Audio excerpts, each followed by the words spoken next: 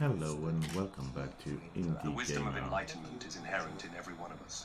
It is because of the delusion under which our mind works that we fail to realize it ourselves, and that we have to seek the advice and guidance of the highly enlightened one before we can know our essence of mind. You should know that so far as Buddha nature is concerned, there is no difference between an enlightened man and an ignorant one. What makes the difference is that one realizes it, while the other is kept in ignorance of it. In today's modern era, people are generally interested in understanding the mind and its workings, especially its unconscious aspects. Many are familiar with terms like libido, unconscious, conflicts, and neuroses. Many works have been written about these concepts, and fathers of depth psychology delved into these topics, such as Carl Jung, Sigmund Freud, and Alfred Adler. Based on the teachings of these modern psychology pioneers, one might assume that psychology has no connections with ancient practices. However, this is often a misconception about the topic. It is not entirely separate from older practices, such as those from the East, which emphasized spiritual development. There is a clear connection between modern psychology and ancient practices. In therapy, as the deeper unconscious is explored and conflicts are resolved, religious and spiritual symbols emerge in dreams and intuition. Symbols are the language of the unconscious. They are the carriers of dreams and fantasies, as, for instance, we see in our scientific dreams. The symbols have a life of their own and are born from the conflict of the conscious mind with the unconscious. This is the mother who gives birth to the child, a child who is something not yet completed, something not conscious, something not lived. And just as a child is a link between the generations, so the symbol is a link between different psychic conditions. These symbols have a strong impact, leading to a more balanced life perspective and integration of consciousness. Modern psychology has advanced in its therapeutic techniques, making them more accessible to ordinary people. Unlike the past, where practices like mysticism, magic, and yoga were distant from average individuals, modern psychological methods are now closer to the public's understanding. Analytical psychology has been brought closer to the understanding and convenience of the ordinary person on the street, while the ancient practices like magic aim to help us understand our true divine nature.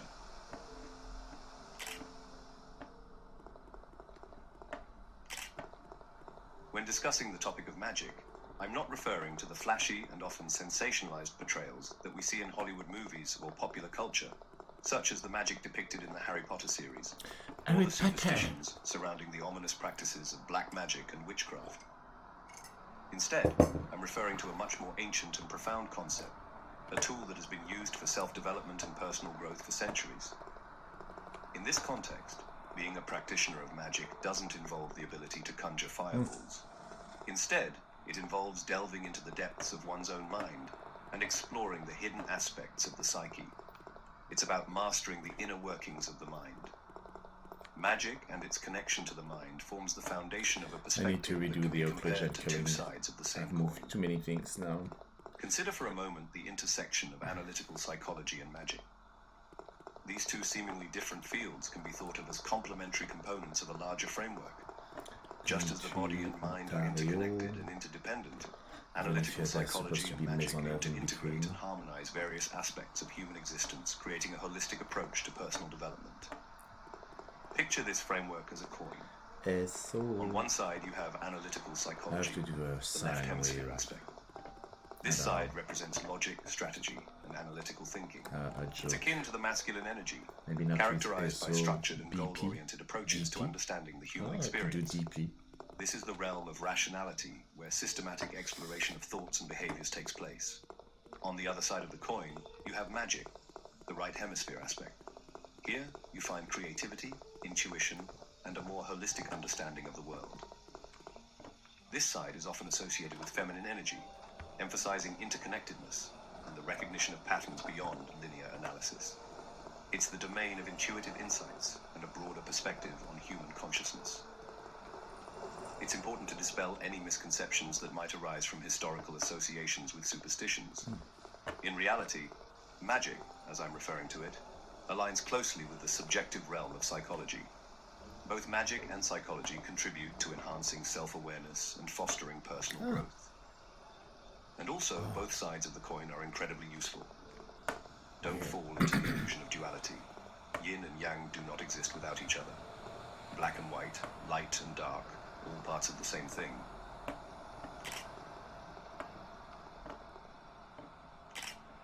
For the average person or someone aspiring to practice magic, the first step in their spiritual development should unquestionably involve an honest self-evaluation through analytic techniques.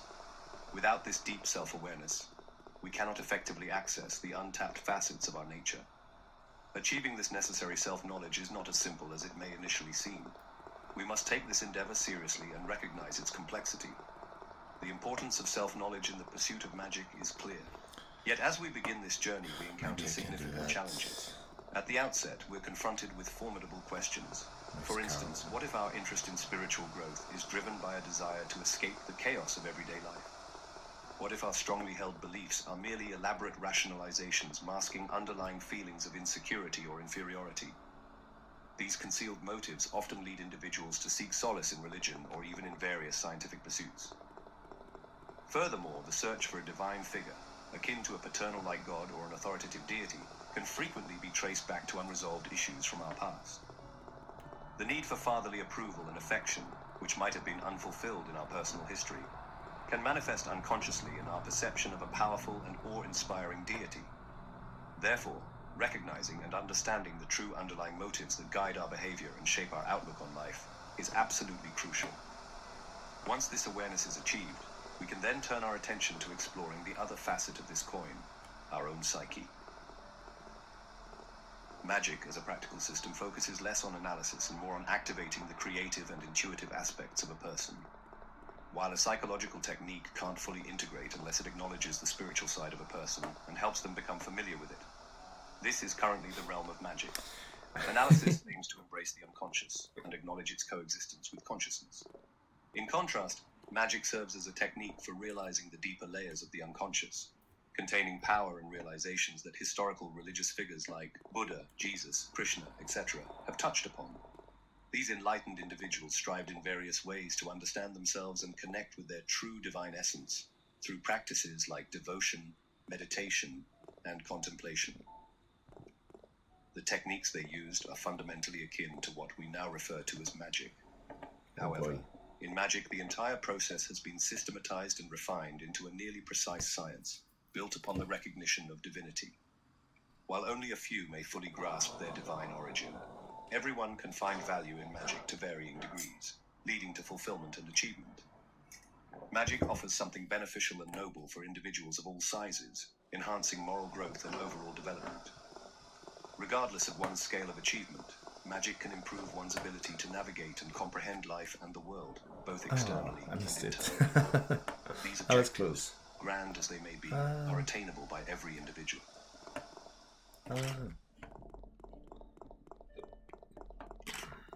Magical practices have existed in various forms across different cultures and civilizations. Ancient cultures such as the Egyptians, Babylonians, Sumerians, Greeks, Romans, and indigenous peoples had their own systems of magic, rituals, and spiritual practices that were deeply rooted in their cultural and religious beliefs. The history of magic is diverse and spans across different regions and time periods, making it challenging to identify the first evidence of magic in history. However, one of the most important figures of magic is undoubtedly Hermes Trismegistus. He is associated with wisdom, knowledge, and mystical teachings. The term Hermeticism refers to the philosophical and esoteric teachings attributed to Hermes Trismegistus, which include principles of alchemy, astrology, and spiritual transformation. These teachings have had a significant influence on Western occult traditions and magical practices such as the Kabbalah. The theory behind the origin of Hermes Trismegistus's wisdom is said to have come from the lost ancient civilization of Atlantis. Based on the theory, the most important point about this civilization is that it possessed true religious philosophical knowledge, which allowed many people to advance quickly in their development to the divine level and accomplish their personal human evolution. However, it is said that Atlantis was destroyed by a cataclysm. The reason for the destruction of Atlantis was that confidential knowledge was imparted to unworthy people, and they began using it for evil purposes. They adopted bloody sacrifices, and this resulted in numerous incarnations of hellish beings among people. This led to the quick degradation of incarnated people in Atlantis. Because of the misuse of these sciences, the gods were angered and completely destroyed the civilization. When the destruction of Atlantis happened, it is said that a group of divine Atlantean priests moved to Egypt or ancient Kem, Thanks to this, the higher spiritual knowledge of Atlantis was brought to Egypt and other countries. It is also theorized that the pyramids were built using ancient Atlantean knowledge. With these ancient sciences that were brought from Atlantis, they set up different sites to preserve this divine knowledge. It is said that one such site was found in Tiana, in the book The Secret of Creation and the Art of Nature, also known as the Book of Causes. This book was compiled in Arabic at the end of the 8th century, or the beginning of the 9th century. However, it was likely based on much older Greek and or Syrian sources. Cute. In the frame story of the book, the So author that tells his means- readers that he discovered the text in a vault beneath a statue Both of Hermes has in Tiana. Akhenaten as well. Inside the vault, the body of an old man sitting on a golden throne held the emerald tablet. The tablet states its author as Hermes Trismegistus. Like most other works attributed to Hermes Trismegistus, the emerald tablet is very hard to date with any precision, but generally belongs to the late antique period. The tablet states the following: truth, certainty, that in which there is no doubt. That which is above is from that which is below, and that which is below is from that which is above, working the miracles of one, as all things were from one. Its father is the sun, and its mother the moon. The earth carried it in her belly, and the wind nourished it in her belly, as earth which shall become fire. Feed the earth from that which is subtle, with the greatest power. It ascends from the earth to the heaven and becomes ruler over that which is above and that which is below. The text provides guidance on how to utilize the available magical powers. The essential idea of the text is that ultimately everything is the same, and everything has originated from the one source or God. It outlines the essence of the operation, Thelesma, which encompasses current knowledge theory and its practical implementation. Through Thelesma, humans gain a power that enables them to grasp the intangible, and even exit the three-dimensional space. The world was thus created from itself, from the one and all existence. This is the operation of the sun. It equally signifies our central star, as well as the central core of the universe. According to Paracelsus, there are 13 statements in the universal recipe, through which things can be brought into their natural or perfect state. Whether it concerns mineral substances, earthly, plant, animal, or spiritual matters, there is no distinction. Transmutation can be applied to everything that exists, allowing it to attain a state of perfection, the analytical method of internal chemistry. The Emerald Tablet states that just as the sun's radiation fills the earth with warmth, light, and life, a similar radiation can be created within a person. This operation was later called alchemy, or the making of gold. It received the latter name because gold is the metal equivalent of the sun, and when a person, understanding the secret, gains possession of the creative energy, they transform into gold or sun. According to some alchemists, this method is the revival of the technology used in Atlantis. However, we are not able to interpret the text perfectly based on our current knowledge, as the analogies within it are so multifaceted and intricate that interpretation becomes impossible without the appropriate keys. In such cases, we must employ meditative techniques and our intuitive knowledge. As the keys were not left with the text, its true meaning is limited to an individual level, which in this case means that everyone interprets and deciphers the text differently. The interpretation depends on the individual's possessed knowledge. B&J.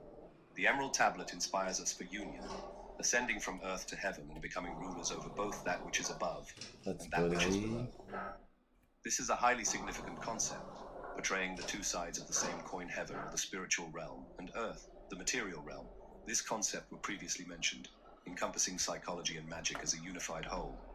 Unbalanced power is the ebbing away of life. Unbalanced mercy is but weakness and the fading out of the will. Unbalanced severity is cruelty and the barrenness of mind. The opposites, symbolized by the two pillars of a temple, these are magical prototypes embodying the eternal forces between which the universe's equilibrium relies. Their reconciliation is vital for life, while their separation leads to evil and death. According to the Bible, Boaz and Jachin were two copper, brass, or bronze pillars which stood on the porch of Solomon's temple, the first temple in Jerusalem. In either case, they came from a combination of sun metal, that being copper, and moon metal, that being either tin or zinc. This mixture of sun and moon expressed harmony and balance. Passing through these pillars represents a chance for a new beginning. In some cases, one of the pillars is colored white while the other is black. These pieces of lodge furniture are emblematical of the two opposites functioning in the diverse operations of nature. Just as the temple represents in miniature the whole of life by which we may ever be confronted, or rather, the manifold parts of our own inner nature, so these two pillars symbolize some aspect of these phenomena. They represent light and darkness, heat and cold. In man, they stand for love and hate, joy and pain, mind and emotion, life and death, sleeping and waking. Every pair of opposites conceivable to the human mind find their representation in the implication of these two pillars. Life itself is characterized by these polarities, and wisdom entails consciously reconciling opposing forces. This process is often referred to as cultivating the golden flower, a symbol of inner development. Didn't go the right Many way. religious trinities like Father, I'm in Mother, Montreal. and Son mirror Okay, this let's idea go of down again. balance. This notion aligns with the middle way philosophy, guiding individuals towards self-mastery and the awakening of their inner potential. The Father and Mother represent the two pillars, embodying the extremes present in nature and within us, while the path of balance leads to the realization of the golden flower and the harmonization of opposing Je me disais forces. aussi c'était long pour aller à Saint-Henri. The middle path. The seeker of wisdom and knowledge of divine nature is advised to avoid opposites. Their task is to resist the urge for extreme actions. In various religions, the divine nature is symbolized by prominent figures. In Christianity, this is exemplified by Jesus Christ, the Son of God, as seen in the phrase, "Unless Christ be born in you." In Buddhism, the Buddha represents this divine aspect, often stated as, "Look within, thou art Buddha." These figures embody a balanced spiritual perspective, Calme. promoting equilibrium amidst life's polarities. Recognizing life's inherent polarity, this perspective advocates for a middle path between nature's extremes. It is the path of the reconciler, maintaining a course between the two opposites. The union of opposing forces results in a fresh outlook Ah, on that's conquering Saint-Henri. life. Yay. The Father and Mother represent the forces whose reconciliation is the key of life. In the early Buddhist texts, the term middle path was used in the scripture that is considered by Buddhists to be a record of the first sermon given by Gautama Buddha Yay. after his awakening. In this sermon, the Buddha describes the middle way which steers clear of the extremes of sensual indulgence and self-mortification. Monks, these two extremes ought not to be practiced by one who has gone forth So from the now I need household to life. cover that There is an addiction to indulgence of sense and put pleasures, the exit which over is there. low, coarse, the way So of move ordinary that people, over there unworthy and and bend unprofitable. that up. And there is an addiction And to put that over self-mortification, there. which is painful, unworthy, and unprofitable.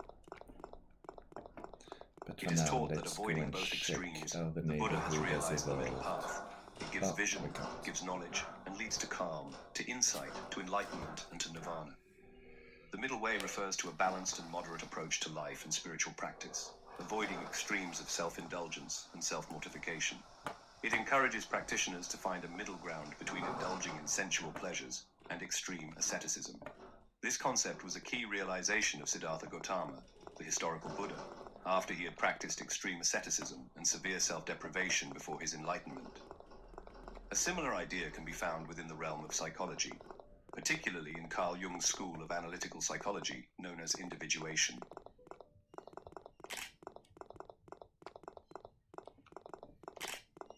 Jungian individuation is a central concept I in really Carl need to Jung's fix that analytical train. psychology. It refers to the process of self-realization and personal development, where an individual strives to become whole by integrating various aspects of their unconscious and conscious selves. Individuation is a journey towards achieving psychological balance, inner harmony, and a deeper understanding of one's true self. It is the objective of Jungian psychotherapy to the extent that it enables the realization of the self. The Ah, self the apple. signifies the unification of consciousness and unconsciousness in a person, Not supposed and to be there. representing the psyche as a whole. It is realized as the product of individuation. Here's an explanation of Jungian individuation and how to achieve it. There are several steps to work on towards individuation. One of the most crucial aspects is the concept of the anima and animus. The terms anima and animus refer to two distinct but interconnected aspects of the unconscious mind that plays a significant role in an individual's psychological development and inner balance. These concepts are central to the process of individuation. The anima represents the feminine aspects within the male psyche. It encompasses qualities such as receptivity, emotionality, intuition, and nurturing. anima is often symbolized as a woman or a female figure in dreams and fantasies. The animus, on the other hand, signifies the masculine aspects within the female psyche. It includes traits like logic, assertiveness, rationality, and independence. The animus is typically represented as a man or a male figure in dreams and inner experiences of women. For both genders, integrating and understanding their anima involves recognizing and valuing these qualities. The process of unifying the anima and animus is a fundamental step in completing the individuation process because it involves integrating one of the most important parts of our psyche. Integrating your anima or animus with your conscious identity is a process of being more aware of and accepting your psyche's opposing gender components. It can help you develop a more balanced and harmonious personality while also improving your creativity and relationships. Here are a few methods in which you can explore, understand, and integrate your anima or animus. Explore your dreams and fantasies. Dreams and fantasies are often expressions of your unconscious anima or animus. You can try to remember and write down your dreams, especially those that involve people of the opposite sex or gender symbols. In dreams, the anima and animus are often symbolized by a person of the opposite gender. For example, in a man's dreams or inner experiences, the anima might appear as a female figure who embodies qualities like emotionality, intuition, nurturing, and receptivity. Similarly, in a woman's dreams or experiences, the animus might manifest as a male figure representing logic, assertiveness, rationality, and independence.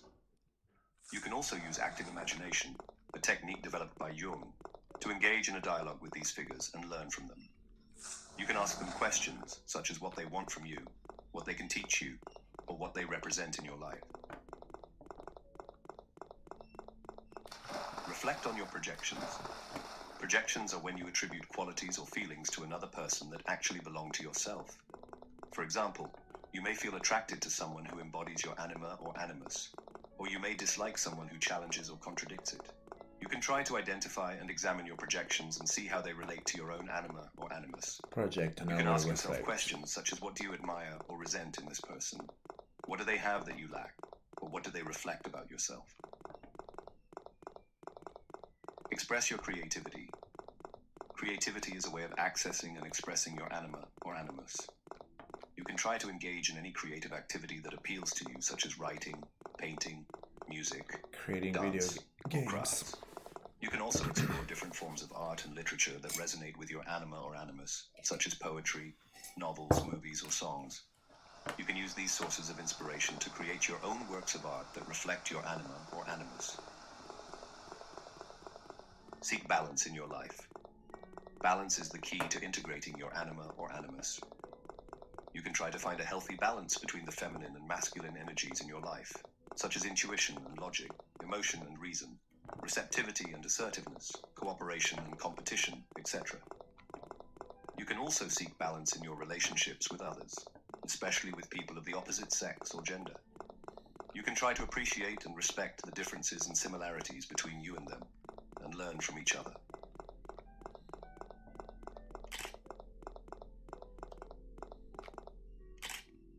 Jung believed that if one manages to overcome the persona and integrate one's shadow and the aspects of the anima animus they possess, they can now enter into the highest reaches of the psyche.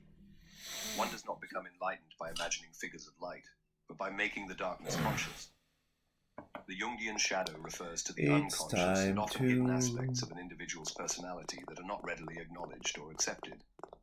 This concept is a central I like component your of Carl shadow. Jung's analytical psychology, and it Bitches. encompasses both negative and positive traits that have been suppressed, denied, or overlooked by an individual's conscious awareness.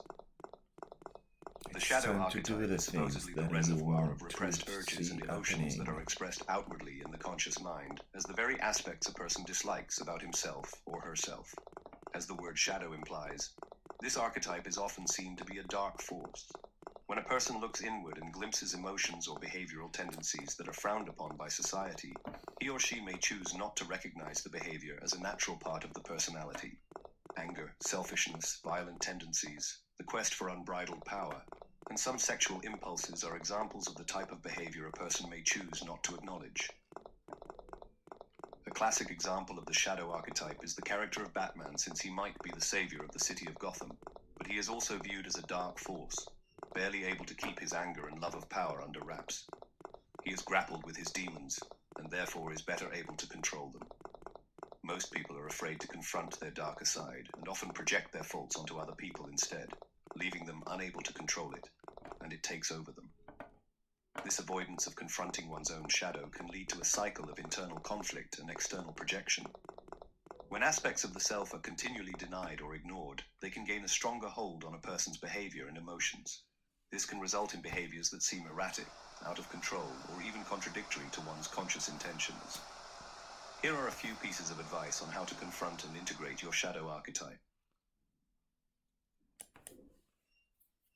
Practice spotting your inner shadow. To do this, you can start by spotting habits you may have. Habits can be good, but they can also be bad. What patterns do you tend to replicate repeatedly in your life that you feel are holding you back? You should also pay attention to your triggers to spot your shadow. Triggers remind you of past trauma, which is usually associated with your shadow. Those triggers are messages to help you realize your shadow wants to be seen. You can spot your shadow by noticing yourself projecting. One way you can do this is by using the mirror technique. This technique can be uncomfortable at first. However, it can allow you to uncover who your shadow self really is. To practice the mirror technique, pay attention to how you think and feel when you interact with others. When negative feelings come up, ask yourself if you may be projecting. Here's an example. I've been Imagine asking you're having a myself conversation that way with a too friend, much. and they say something that begins to irritate you. For instance, they repeatedly talk over you. Well, As this happens, you might start feeling increasingly annoyed. You might even begin to criticize their behavior and become angry. However, consider the possibility that this irritation could be a projection of the same habit you exhibit when you unintentionally talk over others. I think it's Review your crushed. childhood. Explore what parts of you may have been treated as bad or lesser by your parents when you Well, were a child. that was fun. Which emotions were you punished for having? Many children get told to get over their anger or sadness. As a result, I invite those you emotions get to repressed. We dig grow up all believing those they're bad concepts and that we those have to have ideas them. because Little you that's concluded that your usually opinions don't matter, and so stay quiet in order for your parents not to blame you or criticize you. a big This part aspect of keeps evolving, everyone's and you learn to life suppress your and a opinions, big and you part develop a of fear of speaking up, the especially in solution school and later that on no in your one job is or able perhaps or on social willing to media. actually Go back and review these negative apply. experiences from your childhood, confronting and seeking to understand and accept those memories. Confronting these memories isn't about assigning blame, but rather about acknowledging the impact they may have had Understanding. on your self-perception and emotional well-being. But when some people Analyze do your the same dreams. pattern again and Just as again, with the you're anima like, and animus archetypes, stop, the wake shadow up, archetype wake is up. best understood and explored through We dreams. know you're falling Your asleep at dreams the carry wheel. secret messages that your unconscious wants to raise into your Just awareness. wake up. The secrets you shadow carry I can't are do that only for just the you. beginning. Dreams are an tried. ideal vehicle in which to confront the shadow because dreams provide a direct line of communication to the Okay, unconscious. there's like an extra 3 Through minutes. your dreams, your unconscious is 2 speaking minutes. with you. One of the most direct ways it can reach you, to attempt integration, is within your dreams. The problem is that even in Sleep. your dreams, you will try to avoid But it. Do That's not why sleep. when your shadow is given Dream. form inside of your dream, Dream and you will wake have up. a strong instinctual drive to antagonize, demonize, or outright avoid it. Your shadow will always be a reflection of what you need to integrate into your waking life. This is why you must take note of its appearance, behavior, and how it interacts with you, others, and the environment.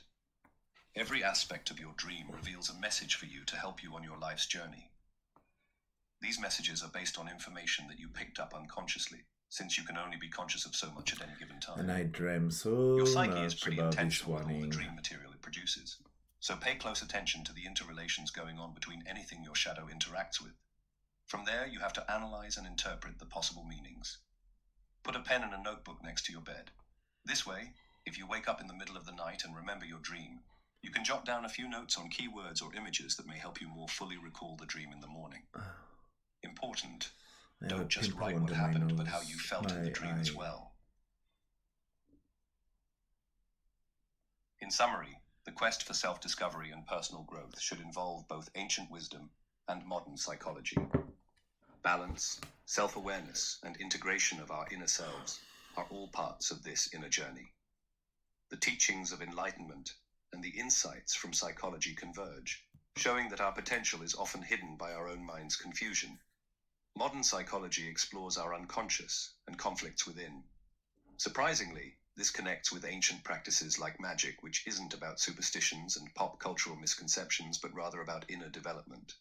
Think of it as two sides of a coin: psychology's logical understanding and magic's intuitive creativity. The journey of self-discovery is a blend of ancient and modern wisdom, showing how we're all connected and emphasizing the importance of understanding ourselves deeply. By combining these teachings, we Good can luck find with our that. balance, grow, and realize our true potential. Well, I hope you learned something. Maybe it's time. Wakey wakey. End of the snaky.